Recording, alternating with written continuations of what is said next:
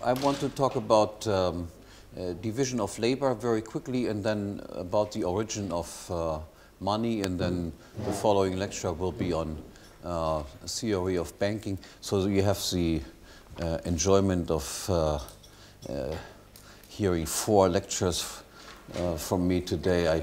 I work myself to exhaustion, I guess. Let me start out with the question, why is there division of labor at all rather than people remaining in self-sufficient isolation? And in order to answer this question, we can go through a quick thought experiment. Assume for a second that all people would be perfect clones of each other. Every person is perfectly identical to everyone else. He knows exactly the same, he has exactly the same tastes, and so forth, so no difference. And in addition, we assume that land, that is the nature-given resources that every person finds in front of himself, are also perfectly identical. So if I have a tree standing in front of me, you have the same sort of tree standing in front of you. And if I have a river running by the tree, you have a river running by the tree, and so forth. In this case, in this world, we could anticipate roughly what will happen. Every person will produce exactly the same things in exactly the same quantities, in exactly the same qualities. He will use up the goods in exactly the same pattern as everybody else, and clearly in such a situation there would be no purpose in engaging in any division of labor. As a matter of fact, what would there to exchange? Perfectly identical oranges for perfectly identical oranges, and so far. So the first insight is division of labor becomes only possible insofar as these assumptions that I just made about people being perfectly identical and land, nature-given resources being perfectly identical, are not true. Division of labor only makes sense insofar as there exist differences between individuals and differences in land. Now, even if this is a case, however, it is not necessary that people will engage in division of labor. They might still decide, I produce everything on my own. Why don't they do that? They obviously don't do that. And the answer is, of course, because division of labor and then exchange based on division of labor is more productive than production that is conducted in a self-sufficient way. And there are 2 reasons for the higher productivity of labor. Or put it this way, we don't have to assume that people engage in division of labor because they like each other, or they love each other, or they have sympathy for each other. We can even assume that every person hates everybody else, and can still explain why division of labor arises because of the higher productivity of division of labor. That is, for purely selfish reasons, people will not remain in self-sufficient isolation. And the 2 reasons are the absolute advantage of division of labor, namely the fact that some people, due to their own talents or due to the circumstances under which they operate, have certain advantages in producing one thing, and other people, due to personal talents or due to the fact that they are at special locations, are especially good at something else. And since time is always scarce, then it is advantageous if I specialize in those things in which I'm particularly good, and you specialize in those things in which you are particularly good, and then the total quantity of goods produced in this way will be higher than it would be if we both had decided to produce both things on our own. And then there exists the comparative advantage of division of labor, which refers to the situation, the worst case scenario. One person is all around more efficient, and another person is all around less efficient. Does it make sense to engage in division of labor even under this conceivably worst case scenario? And again, the answer is yes, it does make sense under this situation too, provided that the all-around more efficient person specializes in doing those things where his advantage is especially great, and the all-around less efficient person specializes in those things where his disadvantage is comparatively smaller. If they do this, then again the total amount of goods produced will be higher than it would be if both of these individuals had decided to do both things themselves. To give you an example, let's say I'm a surgeon and the second person is a gardener, but I as a surgeon am also a better gardener than the gardener is. But my advantage is greater in the area of surgery. The gardener would kill most people that he conducts surgery on, whereas I rescue some of the people. But in this case, my earning power being, so to speak, far greater if I'm active as a surgeon, it makes sense that I spend all my time as a surgeon and hire the other person as a gardener, even though I could do gardening better than the gardener himself can do. Again, the total amount of goods produced will be higher than it otherwise would be. So division of labor is always advantageous for whoever participates in it, and the result of this insight, so to speak, in the higher productivity of labor and under a regime of division of labor is the result that larger number of people can survive. Division of labor can expand further and further. More and more diversity can develop among different individuals and so forth.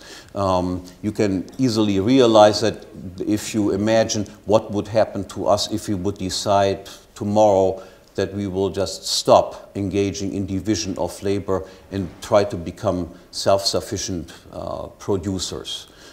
Then basically all of mankind would die out within a few weeks, because as soon as we would run out of our beer that we have in the refrigerator, we would not be able to brew new beer. As soon as our suit wears out, we would not be able to produce a new one, or it would take us 10,000 years to do so, and so forth.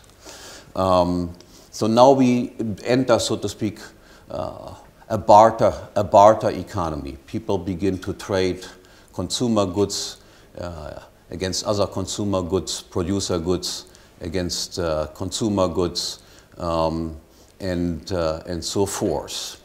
In a barter economy, however, we encounter a fundamental difficulty. We can only trade in barter if a double coincidence of wants exists. That is to say, if you have what I want and I have what you want. If we would live in a world of perfect certainty, where we always know exactly what people want, when they want it, how much they are willing to exchange for it, and so forth, then double coincidences of wants would always be present. Indeed, we would have no problem at all. However, we do not live in a world of perfect certainty. We do not know what people want, when they want it, how much they want, and so forth. And because of this, double coincidences of wants are frequently absent. And because we live in a world of uncertainty where double coincidences of wants are frequently absent, a third type of good comes into existence, namely money. To put it differently, under conditions of certainty, a good such as money might not come into existence at all. The necessary requirement for the emergence of money is uncertainty. What do people do if they have produced for exchange purposes, that is not for their own personal use, but in order to exchange their goods for something else, but they cannot directly trade because a double coincidence of once is absent. I have something that I want to sell, but what I want to acquire, that person happens to dislike what I have to sell. In this case, it is initially only necessary that we have one bright person in society who makes a very simple observation. And this simple observation is there exist goods in barter that differ insofar as some goods have a high degree of marketability, that is, they are used frequently by many people at many occasions, and there are goods that have a lesser degree of marketability. They are used by lesser number of people at lesser occasions, and so forth. What can I do then in a situation where I'm stuck and cannot directly trade? Then I can just simply look out for individuals that have goods that have a higher degree of marketability than the good that I want to sell. So let's say I'm a fish seller, can't sell and want to have pears, cannot get pears directly because the pear seller does not want fish. I'm looking out what other goods are out there that are highly marketable. I discover apples are highly marketable goods. Then I only need to find one apple seller who might be willing to take fish. And even if I myself dislike apples, I don't want to use apples as consumer good, nor do I want to use apples as a producer good. I'm allergic to apples. I still gain an advantage if I sell my fish for the apples, because the apples have a higher degree of marketability than the good that I surrender, namely fish. I have in this situation demanded the apples not as a consumer good, not as a producer good, but as a medium of exchange, as a good to be used for the purpose of reselling it in order to get what I really want, namely the pears. And the reselling of apples in order to get the pears is of course easier than selling the fish in order to get the pears, because there are more people who are willing to accept apples in exchange. Now then the degree of marketability for apples increases.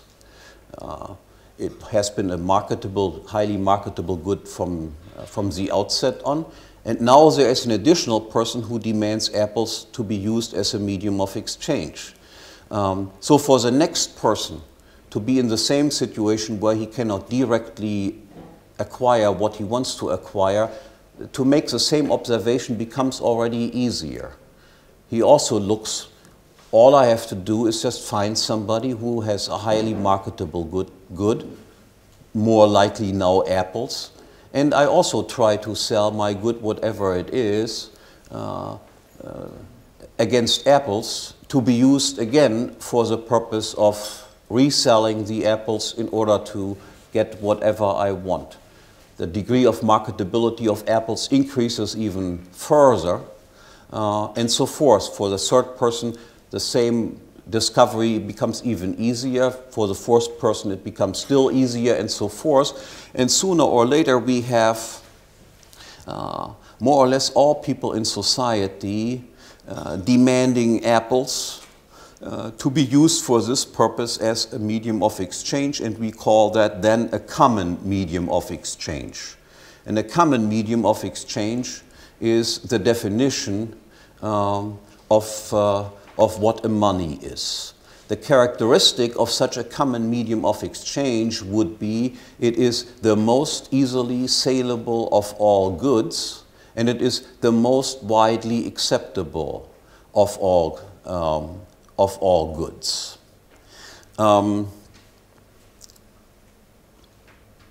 In principle, economic theory does not say anything about what goods will be selected for this purpose as a common medium of exchange. And historically speaking, all sorts of things have been functioning as money. We can only say a few general things about money characteristics that goods must have in order to make it more or less likely that they will be chosen as money. They must be obviously goods that are divisible, because we want to use them for making small purchases and large purchases. So divisibility is an important criterion. Secondly, they must be portable.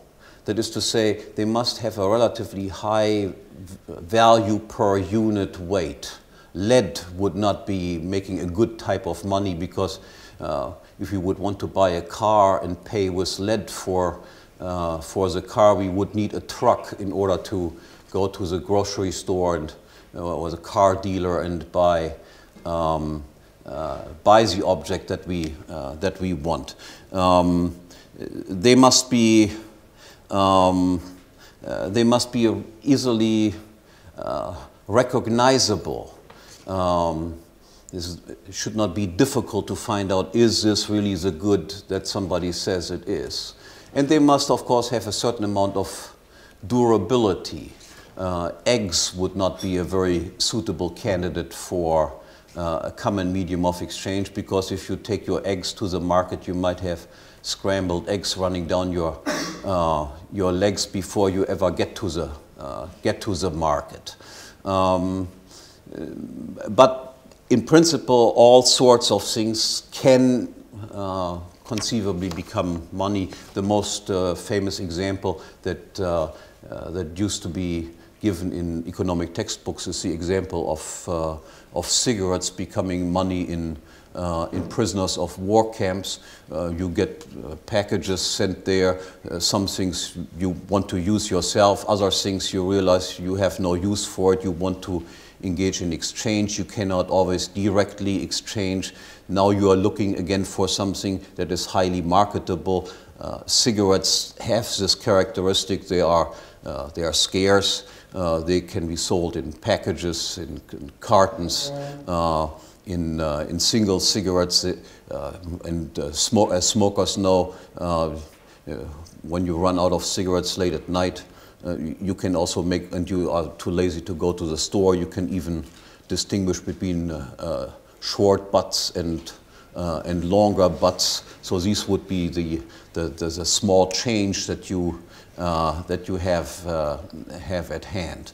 And they are, of course, also easily recognizable and so forth. Nowadays, I'm not sure if cigarettes would still be used as money, because most people might throw them out as being no good at all.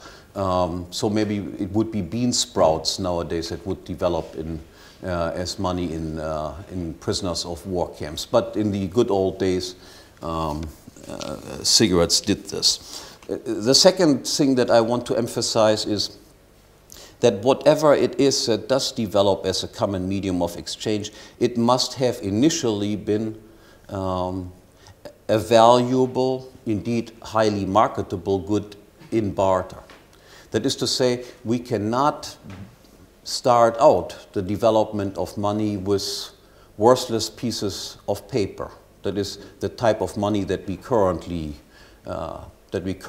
use. Just imagine, for instance, that I would want to buy some valuable good from you, and I have nothing to offer that you would find acceptable, and then I would just tear a piece of paper and write $10 on it, and then ask you if you would be willing to accept this. Of course, you would say, you must be crazy. And even if I would add another zero to it, say, okay, I add my bid to $100, that would make no difference whatsoever. So at the beginning of the development of money, there must be what we call a commodity money. The second important insight as far as money is concerned is the following. In one regard, money is different from consumer goods and producer goods in one very important respect. When we ask the question, what is, so to speak, the optimal supply, the best supply of consumer goods that we can have, then the answer would be always, yeah, the more we have, the better we are off. When we ask the same question with regard to producer goods, the answer is the same. Producer goods are, after all, nothing else but instruments in order to produce consumer goods. So the answer would be also, the more producer goods we have, the better off we are. When it comes to money, however, this is not true. And a simple thought experiment can help us to convince us of this. Again, recall, the purpose that money has is to be a facilitator of exchange. We don't use it as a consumer good, we don't use it as a producer good. We just use it in order to, in an easy way as possible, to acquire consumer goods or acquire producer goods. So assume the money supply is doubled overnight, but nothing happens to the quantity of consumer goods and producer goods in existence. Then the question is, are we richer because of this? And the answer is, no, we are not richer because of this.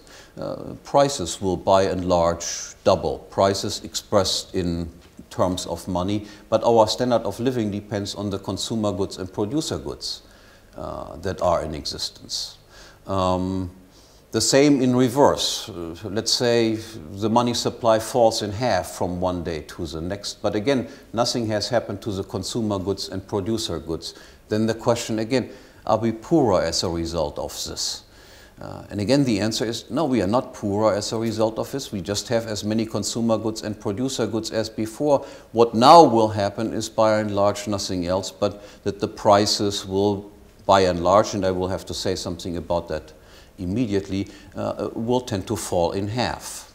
So when it comes to money, we can say any quantity of money is equally good as any other quantity of money. More money is not better than less money.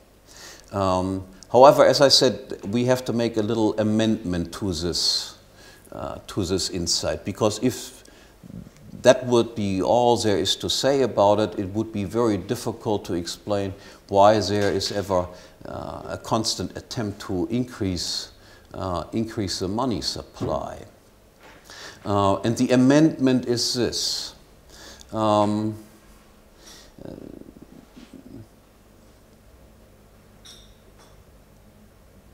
While an increase in the money supply cannot increase the overall standard of living in society, it can redistribute income and wealth within society. It can make some people richer and it can make other people poorer without making both of them together in any way richer. How does that happen? Now, assume we find ourselves, everybody's money supply has been doubled overnight, and consider just two individuals who react differently to this discovery. The first person, upon the discovery, immediately rushes out and spends his newfound money on various things. Then some prices of some goods will rise, those on which he spends his additional money. Not all goods prices rise instantly. It depends on, so to speak, on what are the goods that are bought by various people with these additional supplies of money. This person who rushes out immediately begins to buy at the old low prices, and then various goods, the goods that he buys, begin to rise in price. Now consider the second person. The second person might decide, now I'll think about for 2 weeks what I'm going to do with these newfound fortunes, and then I'm going to enter the market. Now after 2 weeks he enters the market, what will he find? He will find that many goods have already risen in price due to the fact that other people had rushed to the market sooner than he had. So who will then be wealthier, so to speak, and who will be poorer as a result of these two different decisions? And the answer is the person who spent the money first will have enriched himself at the expense of impoverishing the other person who spent his money later on. In reality, of course, additional supplies of money do not come into the hands of every person at the same time and to the same degree. In reality, money always enters the market at specific points. There are always more or less the same people who are the first ones who get the new money supply. And if we look at the present world, I have not quite explained yet how we get to the present world, but if you look at the present world and ask yourself, who is always the institution that gets the new money first? The answer is, of course, it is always the central bank, the government or its central bank that gets the new money first, spends it first, then the most important clients, that is the commercial banks, will be the next ones, then the biggest clients of the commercial banks will be the next ones who get it. And who gets the money relatively late in the game are those who are on fixed incomes. That is to say, governments and their closest clients will enrich themselves by always being the first ones who get the new money at the expense of those who get the money very late or not at all, those who are typically on fixed income. So here we have a motive, so to speak, why one would want to cause inflation, because inflation does redistribute income without enhancing the overall standard of living in society. The next point I need to make is that under a commodity money standard such as the gold standard or the silver standard, not as an economic law, but as an economic regularity, we could observe the following tendency, for which there exists plenty of empirical evidence. Under the gold standard, for instance, during most of the 19th century, prices generally tended to fall from year to year gradually by a few percentage points. Just as we nowadays are used to prices will go up from year to year somehow, so the expectation in the 19th century was, milk is a gallon is $1 now, next year it will probably be 95, and then it might be 90, and so forth. The reason for this phenomenon, if you want a very simple explanation, is something like this. If this rectangle, so to speak, indicates the size of all consumer and producer goods, then under secularly growing economy, you get from year to year some sort of an increase in the size of this rectangle. That is simply as a result of secular growth, which took place for hundreds of years, at least in the Western world. On the other hand, here you have gold, which is used in order to buy up this quantity, and gold discoveries only, with a few exceptions, added a teeny amount to the pre-existing quantity of gold. So if this increases quite a bit, this increases a teeny bit, then the prices expressed in terms of gold tend to fall. The question that some people then have is it possible that businessmen can make profits if prices have a general tendency to fall? And the answer is, of course, businessmen can make profits under those conditions, because profits are the difference between selling and buying prices, and if all prices generally fall, then of course the difference between selling and buying prices must not be affected at all. Even nowadays, in an environment where most prices rise all the time, we have of course sectors in our economy where prices do fall from year to year. And just look at the electronics industry. If you know that you buy a computer next year, you can almost bet your life on the fact that it will be cheaper than it is this year. And if you buy it in 3 years, it will still be cheaper. The same with TVs and so forth. And this is obviously not an indication that the computer industry or the TV industry is doing particularly bad. As a matter of fact, they seem to be at least as profitable as most other areas in the industry. And what is the reason for that? The input factors that go into the production of computers also become cheaper, so the profit margin will not be affected by this at all. So one additional point I need to add, we had initially, of course, a multitude of different types of monies in existence.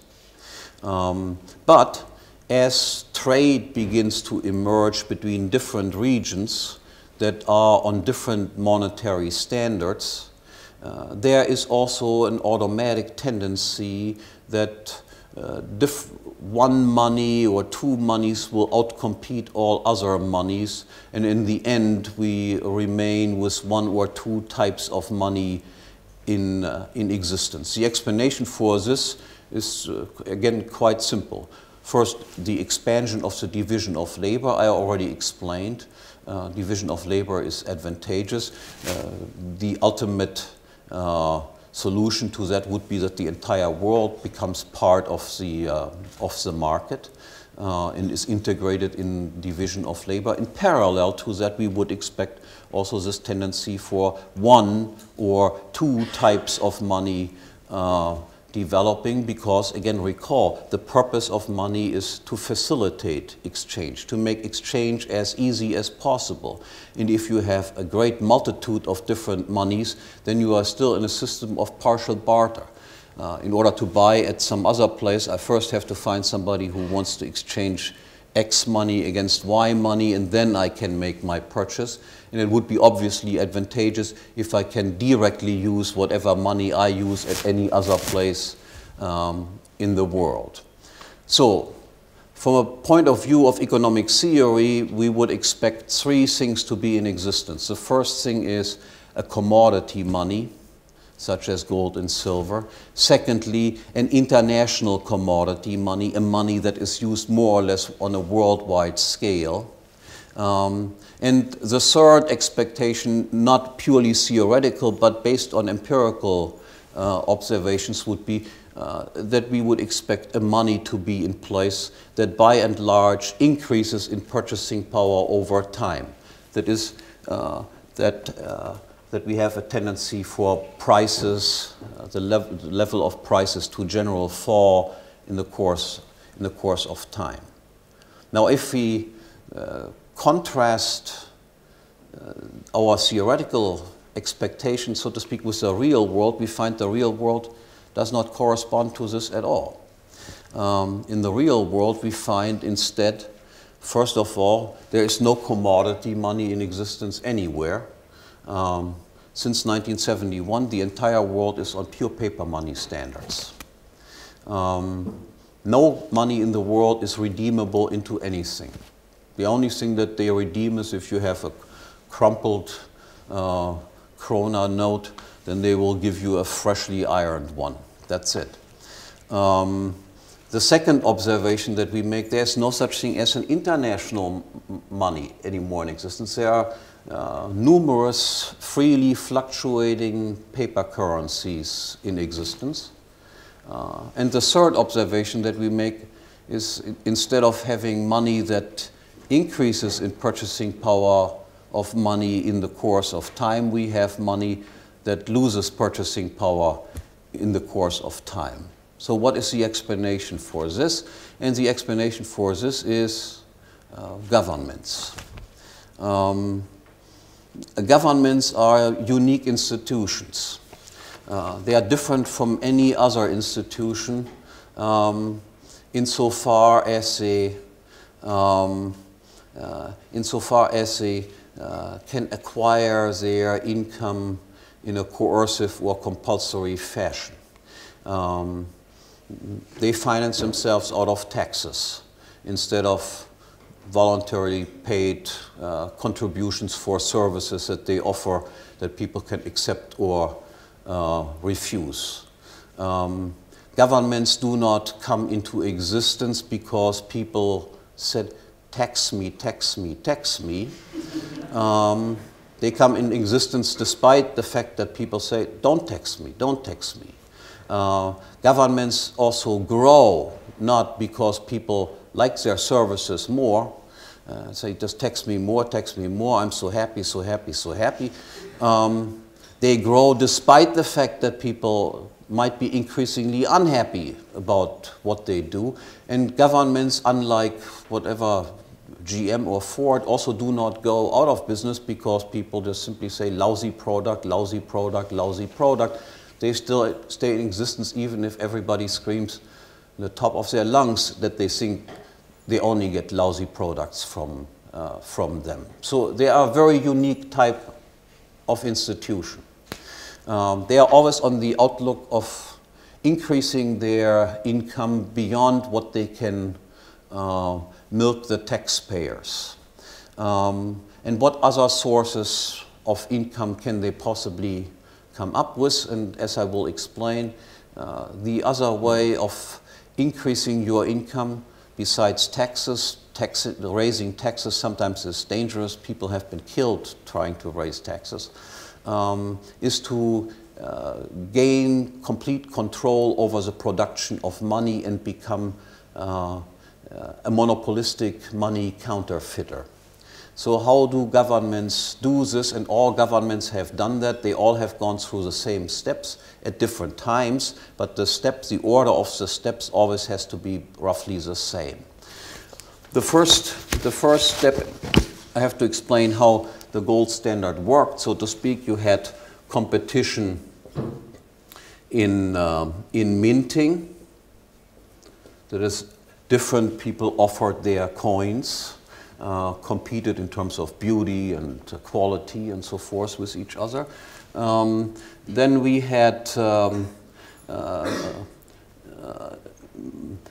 besides genuine money, we also had what is called money substitutes in existence.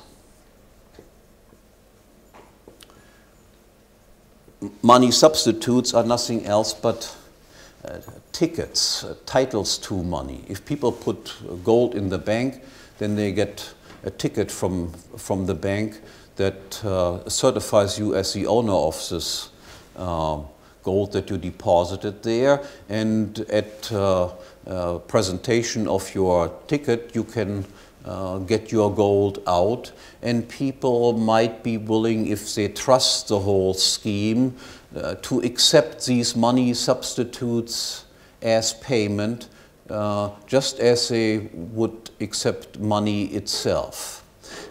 This is why people were first willing to accept pieces of paper as payment. Recall, I explained before, nobody would accept a piece of paper as payment initially. The only reason why people ever accepted a piece of paper as payment was that these pieces of paper were not just pieces of paper. They were just titles to money that was sitting in the vaults. So there existed also competition in the production of money substitutes. Different banks offered their own substitutes. Bank A, Bank B, Bank C, and so forth printed these tickets, and you could then go to Bank A, Bank C, and D and get the gold out that was stored in these places. And the three steps, this is, so to speak, the beginning, the starting point from which governments must begin with their evil works, so to speak. What do they do first? They monopolize the minting. They say, only I can mint gold. No competition in this area anymore. How did they just sell that to the public? They told the public, you can't trust these capitalists. I mean, they might just write there, this is an ounce of gold, and in fact it is tenths less than an ounce, or they write down it's 90% fine, and in fact it's only 80% fine, and so forth. Everybody knows that capitalists are crooks, but governments, of course, as you all know, are honest from beginning to end. So please give us the right to monopolize this. It should be perfectly clear that it is precisely competition that is a powerful reason for businessmen to remain honest. Imagine that one of these minting companies would miscertify what the gold coin is all about. If this would be discovered by some of the competitors, it would be immediately pointed out and the company would be broke in no time.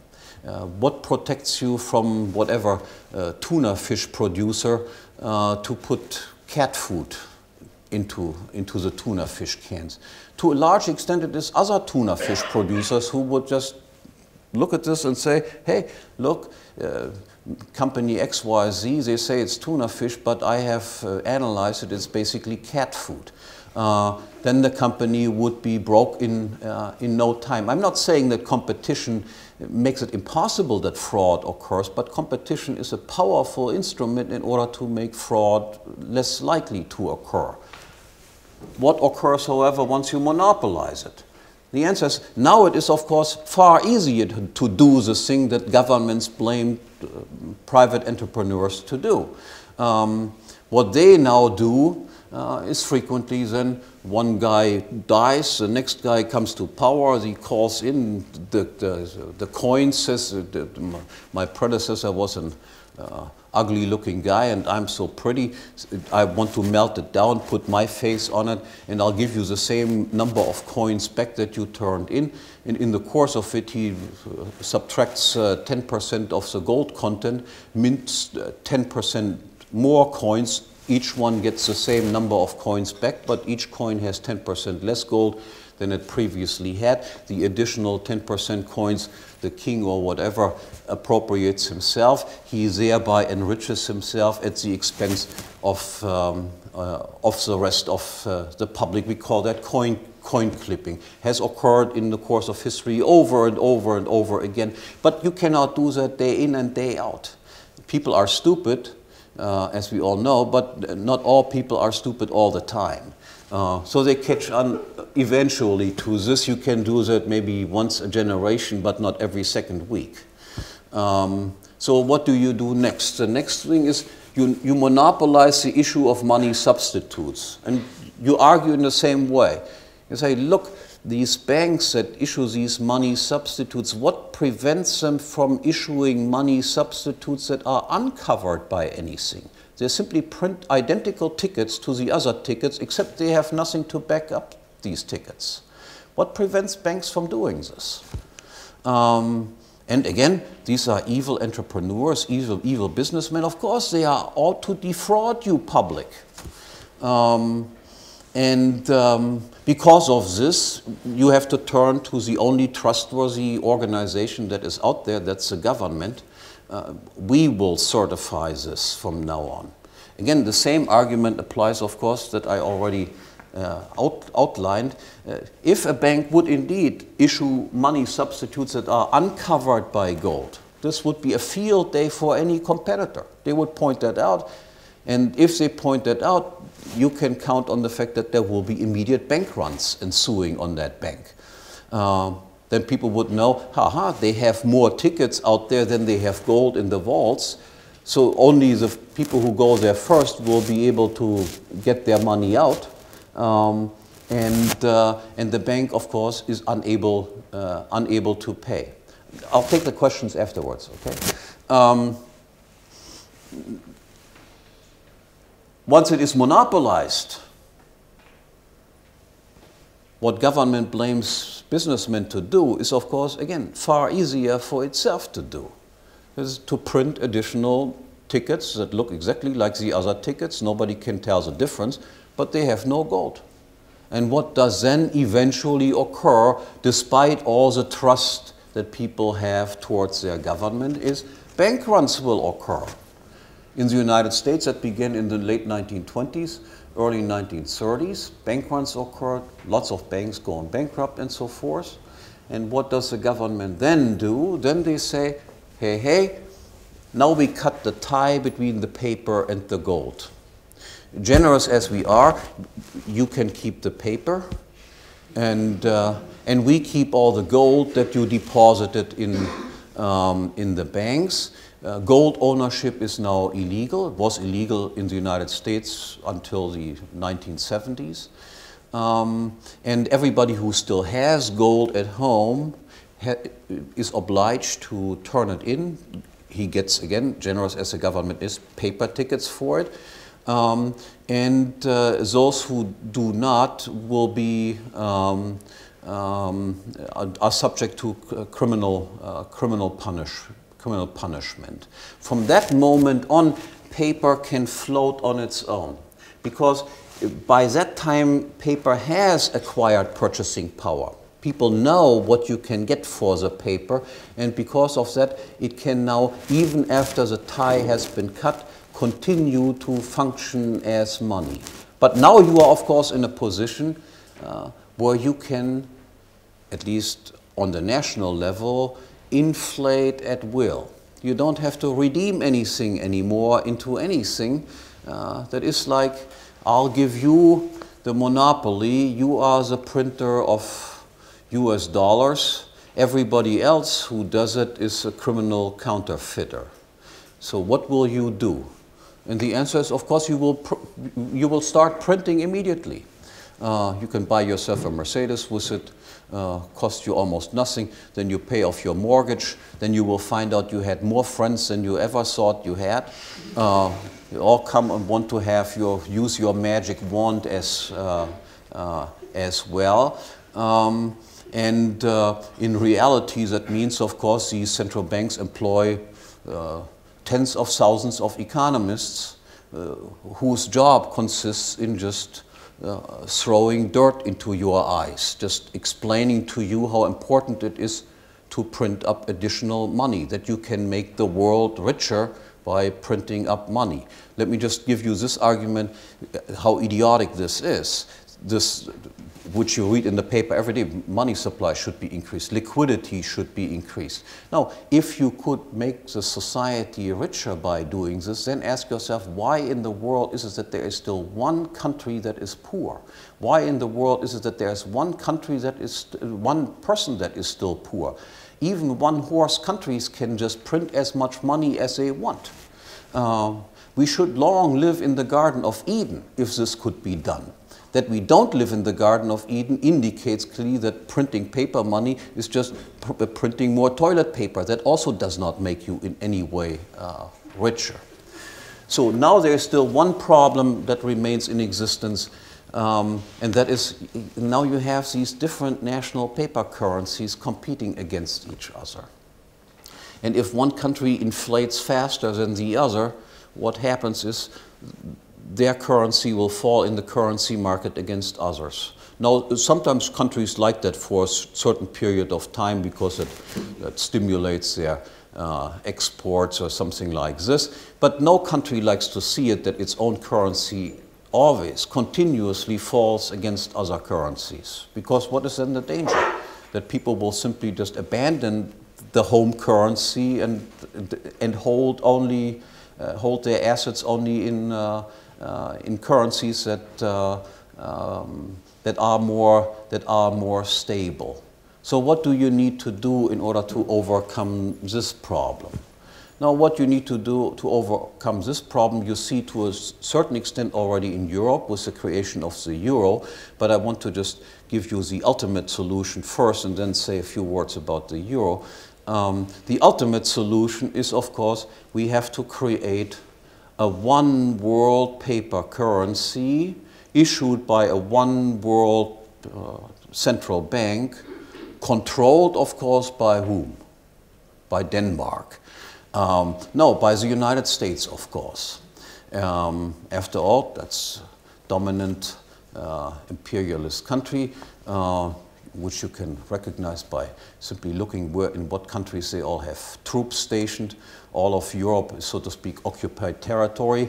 From the point of view of the United States, you should hear the Americans screaming if there would be military parades of Spaniards and Germans and Frenchmen and Greeks and Turks go on, and they have their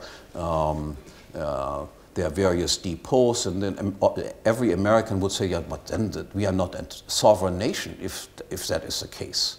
But all Europeans think they are still sovereign nations, despite the fact that American troops are roaming around all over the place and telling people what to do simply through their presence. So this is something that is actually underway. There are mighty organizations that have always promoted this idea.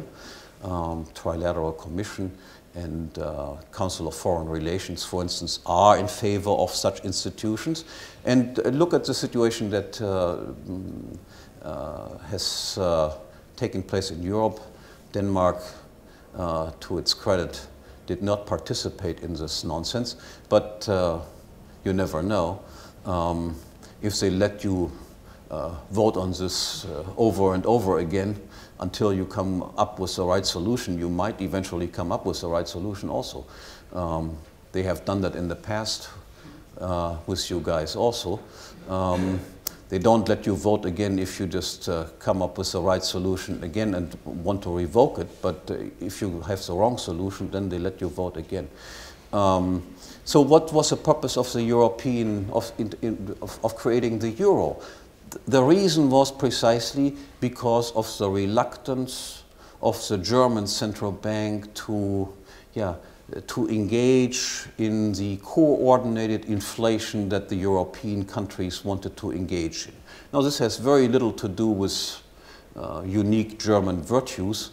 That has just something to do with the fact that the Germans in the 20th century happened to be always on the loser's end and went twice through hyperinflation and were extremely sensitive when it came to inflation, and the central banks had to be somewhat less inflationary than the central banks in other countries were. That was a constant complaint from various countries, Spain, France, and so forth. The Germans don't really cooperate in our inflationary schemes. Our currencies are always falling against the German mark. That should not go on like this. So what would be the solution to that? Where we create a European central bank in which the Germans are outnumbered. They're just 1 of 12 or whatever it is. And then democracy will determine how much money will be created. And the result is, of course, that the euro is more inflationary than the least inflationary currency was of those that were integrated into the euro. That was the very purpose. And then they used, of course, the argument that, yeah, but it also reduces transaction cost. You don't have to go to Italy and then exchange kronas for liras and then liras for French francs and so forth, which is all right. This is an all right argument, but you realize this existed, of course, precisely under the gold standard also. That is, there we also had an international money. But an international money outside of the control of government, whereas now we would create an international money that is completely under control of governments. And now it is only a small step that is still left. We have to create something similar in the Pacific Rim. China is a problem. They might not cooperate. We have to do something about them. I'm sure Mr. Bush has already some plans for what to do with these guys. Once he's done with Iraq, then I think, and then Iran, then maybe China will be the next. Again, the weakest, politically weakest country and the economically most important country in the Pacific Rim is Japan. Again, Japan is just also an occupied country, a loser country, just like Germany is a loser country.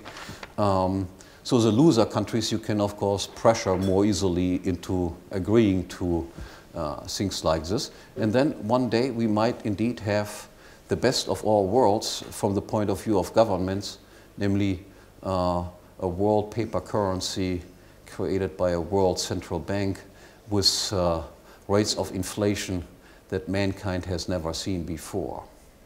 That should be the talk on money. Thank you.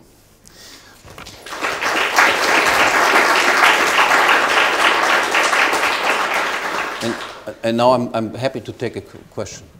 Considering the free banking scenario, where you said if banks engaged in fractional reserve banking, overissuing money that is not backed up by gold, you would say they would quickly run out of business. But we have numerous historical examples of free banking economies running fractional reserve percentage close to zero, like the Scottish example in the 18th centuries. As a matter of fact, because they were always bailed out. So I think these historical examples that were given about the Scottish free banking experience is historically false. Murray Rothbard has written, first he wrote a relatively favorable review of this Selgin White book on the experience there, and then later on when he just worked himself a little bit more into the history of these of this episode, he reversed his judgment and found that in fact they were in constant difficulties, and it was always the bailing out of the central bank in Britain that prevented them from failing. So I will say a little bit more about free banking in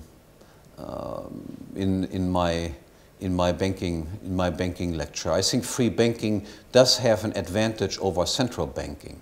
That I agree. Not least because of the reason that I said, if they are really operating without having some central bank standing in the background, ready to bail them out into once they get into difficulties. So if it is really a free banking system, as some of the free bankers claim, then I believe they have to hold relatively high reserves, and are because of that advantageous over a system of central banking. So you think that fractional reserve will recur, but not, close to zero? Under a free banking system, that means fractional reserve banking is by law permitted. It will occur, but it will have consequences. It will have consequences that it will cause business cycles, and it will cause eventual bankruptcies. There might be even a competition among them to just reduce their to test, so to speak, how far they can lower their reserves, and that then leading to some sort of contagion effect and bringing the whole banking system down. That is something that Guido Hülsmann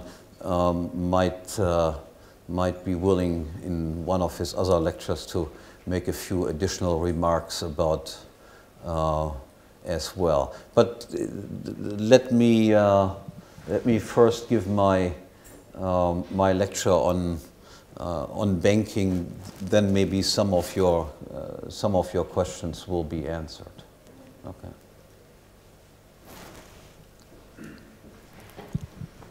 You stated that the government gained the advantage of inflation. Who gained the advantage of deflation? Under the gold standard, you said that the goods will have a you have to use less money to buy. Oh, for under deflation. Now let's say all the workers, for instance, gain tremendously from it. I say your normal, even if your nominal wage remains the same, and prices fall all the time, you get real wage increases all the time. So there's nobody who gained the initial advantage. From deflation, nobody gains in it. Yeah, the initial advantage, like when you produce more money, the state gets the initial advantage. You get the advantage that all consumers gain from it, all workers gain from it, and businessmen are not hurt by it because profit margins remain the same, and the whole thing is nothing else but an expression that the economy grows, standards of living increase all around. I mean, Chicago economists, who always emphasize so much the idea that we should have a stable purchasing power of money, have fallen frequently into the error to believe that the 19th century must have been a century that was characterized by and large by economic depression, because prices generally fell through all of the 19th century. Until people, of course, investigated that and found that, no, as a matter of fact, the 19th century was one of the centuries where we had the highest economic growth rates. It was a century where standards of living exploded. And America became the richest country in the 19th century most of the time during phases when prices fell. And what is so good about stable money? I mean, this is one thing that you always have to just, when you talk to Chicago economists, first of all, it's very difficult to measure what is stable money. But even if we just leave that aside, what's so great about stable money? Look, you buy a house. Three things can happen to your house. The price of your house can go up. The price of your house can stay the same, or the price of your house can fall. Which situation do you like the best? The price of the house goes up, right? That's not stable. So three things can happen with money. The purchasing power of money can go up. The purchasing power of money can stay the same. The purchasing power of money can fall. Which would you prefer? The purchasing power of money goes up. Only if the alternatives are only purchasing power of money stays the same or becomes less, then you would say, okay, then I take it stable. Price of the house can stay the same or can fall. Then I'm in favor of it stays the same. But those are not the only alternatives. Purchasing power of money going up is great. We would not even, in that case, we would not even have to have these constant renegotiations of wages. Look that every year, whatever the employers and the employees sit together and what do we do about wages? Inflation was such and such, now do we have to adjust that by this amount or that amount and so forth? In the 19th century, no such things was even necessary. You got automatic raises because purchasing power of money rose all the time. The nominal wage could stay the same and still you got richer every year without any negotiations being necessary.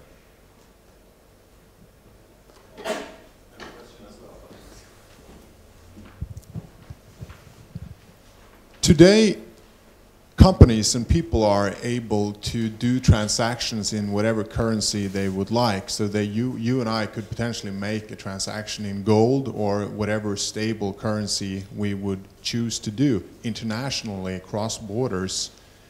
How do you explain that good money, gold or anything else, has not yet forced out transactions still being done in fiat money. Even international corporations, when they deal with each other, they use fiat money as their basis for their transactions. Why aren't they using something else when they can? First, governments still insist that you have to pay your taxes in their money. So you must have certain holdings in terms of the paper currencies. It is also not the case that all courts do enforce contracts that are made in other currencies. That might be the case in some places, but I'm not sure. Again, I'm not familiar enough with the legal conditions in various places. But I do know that it is not the case that wherever you make contracts in other than the so-called legal currencies, that courts will enforce these contracts. If they would, I think the pressure would be significantly higher, of which you speak, that good money drives out bad money. But again, as I said, taxes still have to be paid in bad money, so there is, of course, still a significant demand for bad money. So there are still legal tender laws in existence. But one might be hopeful that the volume of transactions in good money will increase. That more and more legislations or legal districts will recognize contracts made in terms of other monies besides legal tender, and then I think indeed what you predict and what economists generally predict, that good stuff will drive out bad stuff will occur. Yeah. It's got to be the last question. Well, you have this, as far as I remember, you have the thing called Gresham's law, saying that bad money drives out good money. Because if you have two monies and one is better than the other, then people will use the less superior money and keep the good money for themselves. Yeah, but only under conditions of price controls. So the Gresham's law is misunderstood when you don't emphasize that only if price controls are in effect, then bad money drives out good money. Under normal, if there's no price control in effect, then for money the same thing holds as for any other good stuff drives out bad stuff. Well, I believe he asked about the real world now. What? This question was about the real world, how it works today. So that would be an effect, wouldn't it? Yeah, but there are still price controls in effect. There are still laws in effect that require you to use bad money and so forth. Again, I'll see you after lunch.